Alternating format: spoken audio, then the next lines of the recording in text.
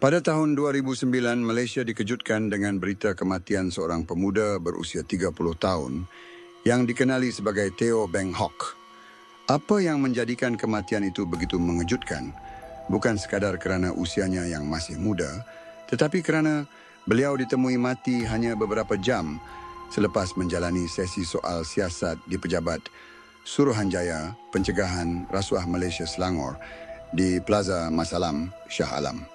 Lebih daripada 1 dekad telah berlalu, nama Teo Beng Hock masih menjadi topik perbincangan dalam kalangan rakyat Malaysia. Bagi sesetengah pihak, kes ini melambangkan kegagalan sistem untuk memberikan jawapan yang jelas kepada keluarga mangsa. Bagi yang lain pula, ia merupakan simbol perjuangan untuk mendapatkan keadilan dan ketelusan dalam institusi penguatkuasaan negara.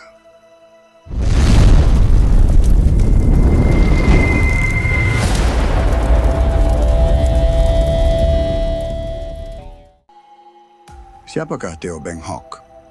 Teo Beng Hock dilahirkan pada tahun 1979 dan merupakan seorang pembantu politik kepada seorang exco Kerajaan Negeri Selangor ketika itu. Beliau dikenali sebagai seorang individu yang rajin bekerja dan mempunyai masa depan yang cerah. Pada ketika kejadian berlaku, Teo sedang membuat persiapan untuk melangsungkan perkahwinan dengan tunangnya. Malah tunangnya ketika itu sedang mengandung anak pertama mereka. Pada 15 Julai 2009, beberapa pegawai SPRM menjalankan siasatan berhubung dakwaan rasuah atau penyalahgunaan peruntukan kerajaan negeri oleh beberapa individu yang mempunyai kaitan dengan kerajaan negeri Selangor. Dalam siasatan tersebut, Teo Beng Hock dipanggil bagi membantu memberikan keterangan. Beliau hadir ke pejabat SPRM yang terletak di tingkat 14 Plaza Masalam pada sebelah petang. Pada mulanya, kehadiran beliau dianggap sebagai sebahagian daripada proses biasa dalam siasatan. Akan tetapi, apa yang berlaku selepas itu menjadi titik permulaan kepada salah satu kontroversi terbesar dalam sejarah negara. Menurut laporan, sesi soal siasat terhadap Teo berlangsung sehingga lewat malam. Beberapa pegawai SPRM memaklumkan bahawa beliau tidak ditahan secara rasmi, sebaliknya hanya diminta membantu siasatan. Bagaimanapun, sesi soal siasat ke atasnya berlanjutan sehingga ke awal pagi, menimbulkan persoalan mengenai keadaan sebenar yang dialami oleh beliau ketika itu. Keesokan harinya pada 16 Julai 2009, sekitar jam 1.30 petang, mayat Teo Beng Hock ditemui di tingkat 5 bangunan Plaza Masalam. Penemuan tersebut mengejutkan seluruh negara. Ramai yang tertanya-tanya bagaimana seorang individu yang berada di pejabat SPRM di tingkat 14 boleh ditemui mati di kawasan tingkat 5 bangunan yang sama. Berita kematiannya segera mendapat liputan meluas media tempatan dan antarabangsa. Ahli politik, pertubuhan bukan kerajaan, peguam serta orang ramai mula menuntut penjelasan yang lebih terperinci mengenai apa yang sebenarnya berlaku pada malam sebelum kematiannya. Keluarga Teo Beng Hock, terutama ibu bapanya, enggan menerima sebarang kesimpulan yang dibuat tanpa siasatan menyeluruh. Mereka percaya masih terdapat banyak persoalan yang belum dijawab. Antaranya ialah siapakah individu terakhir yang melihat Teo masih hidup, bagaimana beliau boleh berada di lokasi mayat ditemui, dan apakah yang berlaku sepanjang tempoh soal siasat tersebut.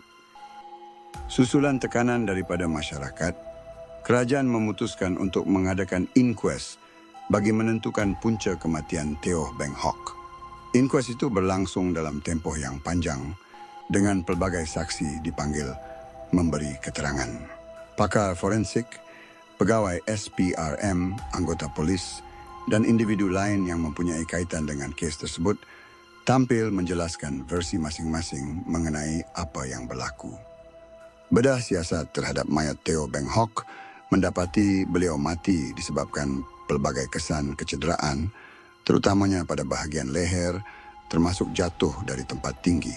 Siasatan itu mencetuskan perbalahan pendapat antara pakar forensik tempatan dengan Dr. Pornthip dari Thailand yang berpendapat Teo tidak membunuh diri sebaliknya dicekik sebelum jatuh dari bangunan.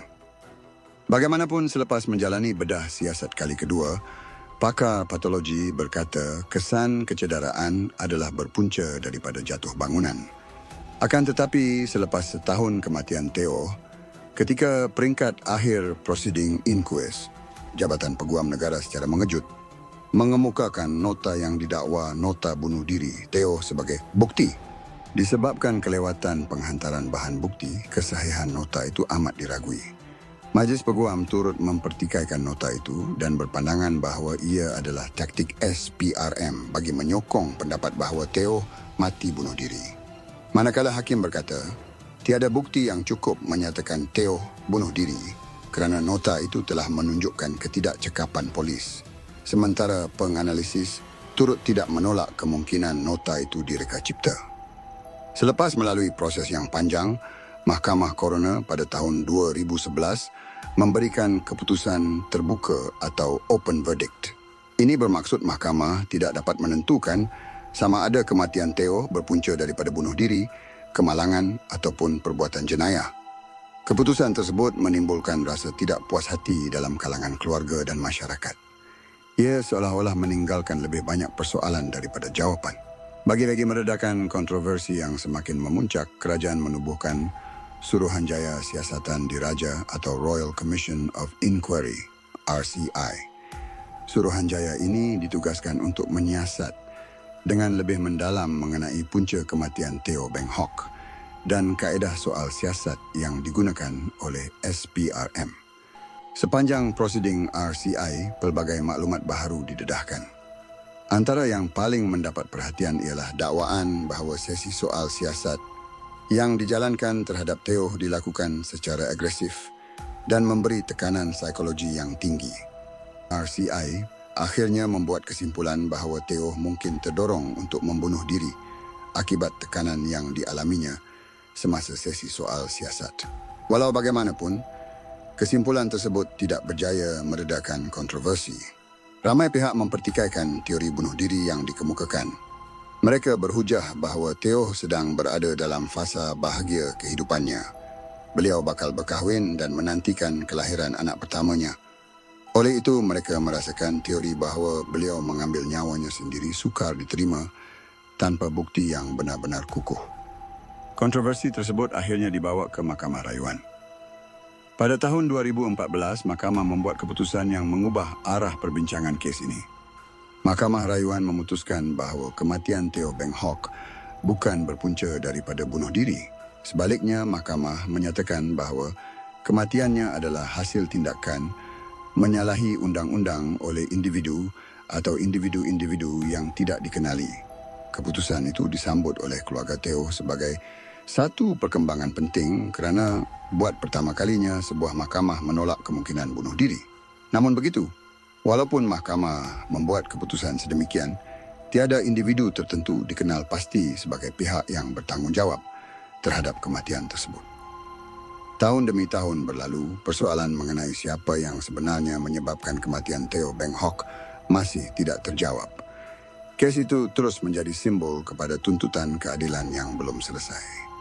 Sekitar tahun 2024 dan 2025, usaha untuk membuka semula siasatan dilakukan. Polis meneliti semula fail-fail lama, memanggil beberapa saksi dan menilai semula bukti yang ada. Langkah tersebut memberikan harapan baharu kepada keluarga Teo bahawa kebenaran akhirnya mungkin dapat dibongkar. Bagaimanapun, harapan itu sekali lagi diuji apabila pihak berkuasa memutuskan bahawa tiada bukti mencukupi untuk mendakwa mana-mana individu. Keputusan tersebut menyebabkan keluarga Teo serta pelbagai kumpulan masyarakat sivil menyuarakan rasa kecewa mereka. Sehingga hari ini, kes Teo Beng Hock kekal sebagai salah satu misteri paling besar dalam sejarah Malaysia moden. Hingga kini, setiap kali nama Teo Beng Hock disebut, persoalan yang sama masih berlega dalam fikiran rakyat Malaysia. Apakah sebenarnya yang berlaku pada malam 15 Julai 2009? Dan adakah kebenaran penuh mengenai kematiannya akan pernah diketahui suatu hari nanti?